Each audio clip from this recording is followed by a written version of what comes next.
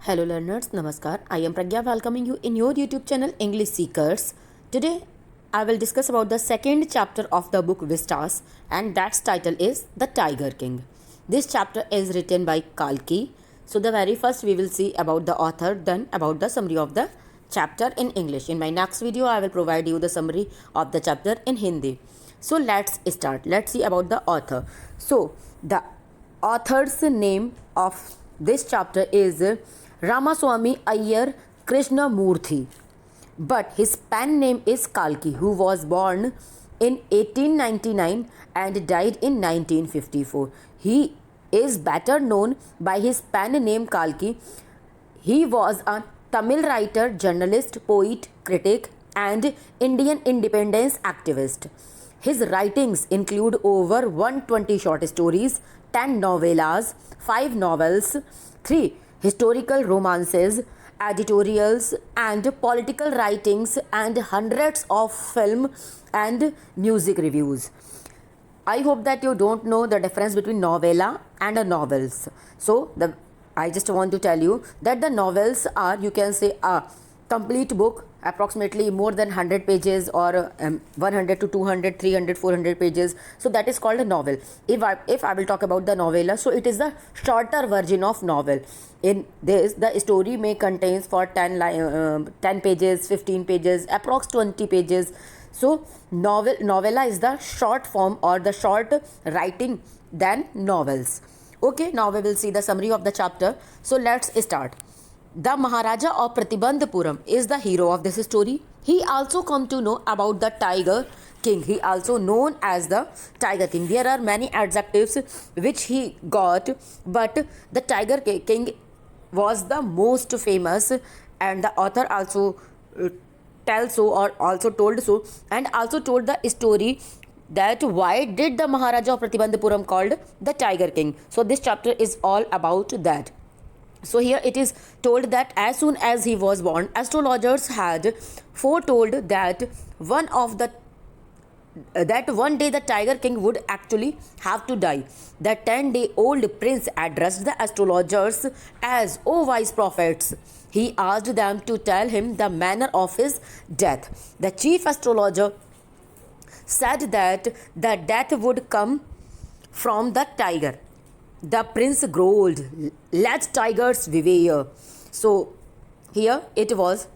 In further, when the crown prince came at the age of 20, his estate came into his hands. It means he became the king of his estate, Pratibandhapuram.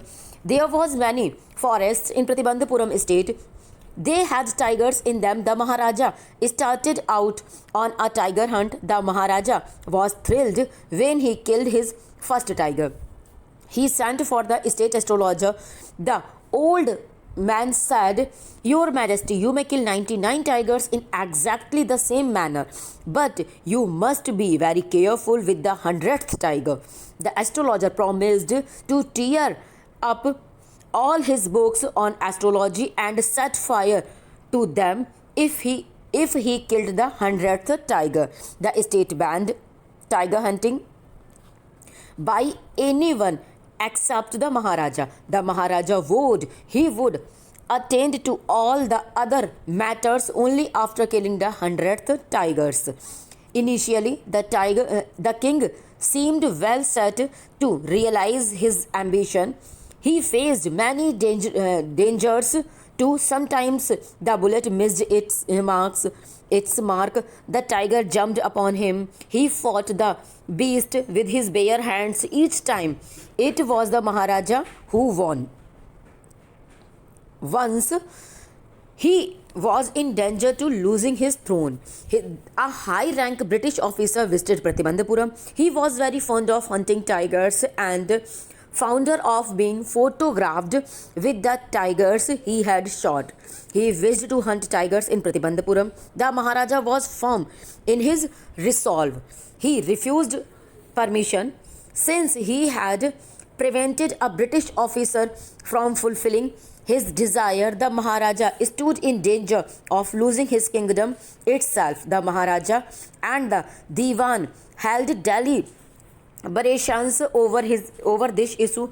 About 60 expensive diamond rings of different designs were sent to the British officer's good lady. The king and the minister expected her to choose one or two rings and send the rest back, but she kept all of them and sent a letter of thanks. The Maharaja was happy that though he had lost 3 lakh of rupees, he had managed to retain his kingdom. The Maharaja, the Maharaja's tiger hunt continued to be highly successful. Within 10 years, he had killed 70 tigers. But then there were no tigers left in Pratibandhapuram. One day, the Maharaja sent for his Diwan and told him that 30 tigers still remained to be shot down by his gun. He told the Diwan that he had decided to get married. The Diwan found the right girl for the estate, or you can say for the king, and for the estate with a large number of tigers. Each time Maharaja Jang Bahadur visited his father-in-law, he killed 5 or 6 tigers. In this way, 99 tigers' skin adorned the walls of the retreat hall in the Pratibandhapuram palace. There remained just one tiger to be killed to reach the figure of 100th, but the tiger farms had no run dry even in his father-in-law's kingdom. It became impossible to locate tigers anywhere. The Maharaja was sunk in gloom. Soon he got a happy news. In his own estate, sheep began to disappear frequently from the hillside villages. Surely a tiger was at work. The villagers ran to inform the Maharaja, but the tiger was not easily found. The Maharaja refused to leave the forest until the tiger was found. Maharaja's anger and obstinacy rose higher. Many officers lost their job. One day, the Tiger King was very angry. He called the Diwan and ordered him to double the land tax. Forthwith, the Diwan said that the people would become discontented. Then the estate too would fall a prey to the Indian National Congress. The king asked the Diwan to razz him. The Diwan felt afraid. He felt life returning to him only when he saw the tiger, which had been brought from the People's Park in Madras and kept hidden in his house. At midnight, the town was sleeping in peace. The Diwan and his aged wife dragged the old tiger to the car and shoveled it into the seat. The Diwan himself drove the car straight to the forest where the Maharaja was hunting. Now the tiger refused to get out of the car. Somehow the Diwan hauled the beast out of the car and pushed it down to the ground. On the following day, the same old tiger wandered into the Maharaja's presence and stood there. It was with boundless joy that the Maharaja took careful aim at the beast. The tiger fell in a crumpled heap. The Maharaja was happy that his vow to kill 100th tiger had been fulfilled. Ordering the tiger to be brought to the capital in grand procession, Maharaja left in his car. After the Maharaja left, the hunters went to take a closer look at the tiger. The tiger rolled its eyes and looked back at them. The men realized that the tiger was not dead. The bullet had missed it. He had fainted from the shock of the bullet whistling past. One of the hunters took aim from a distance of 1 foot and shot the tiger. The dead tiger was taken in the procession through the town and buried. A few days later, the third birthday of Maharaja's son was celebrated. He wished to give him some special gift on his birthday. He spotted a wooden tiger in a toy shop and decided it was the perfect gift. The wooden tiger cost only 2 annas and a quarter, but the shopkeeper called it a bargain at 300 rupees. He praised it as an extremely rare example of craftsmanship. Actually, it had been carved by an unskilled carpenter. Its surface was very harsh, you can say. Its surface was rough.